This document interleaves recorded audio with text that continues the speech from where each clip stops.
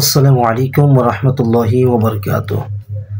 আজকে আমরা আলোচনা করব বাবুল কিয়াম থেকে, অর্থাৎ আল কিয়াম, দণ্ডমান হওয়া, দাঁড়ানো। এই বিষয় নিয়ে আমাদের দেশে অনেক সময় এই বিষয় নিয়ে ঝগড়া ফাসাদ হয়। আসুন কোরআন হাদিসে আলোকে আমরা বাবুল কিয়াম থেকে আলোচনা করি।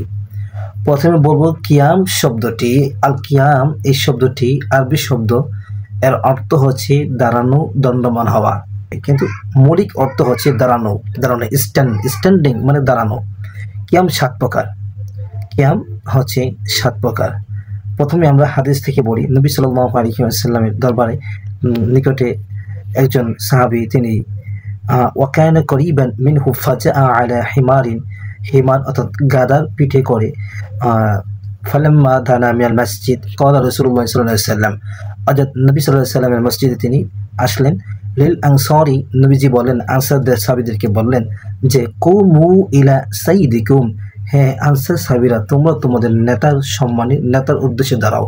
কুমু কুমু তোমরা দাঁড়াও, ইলা সাইয়্যিদিকুম তোমরা দাঁড়াও। এই হাদিসের এই কুমু ইলা সাইয়্যিদিকুম এটার ব্যাখ্যা অনেক সময় অনেকভাবে করেছেন।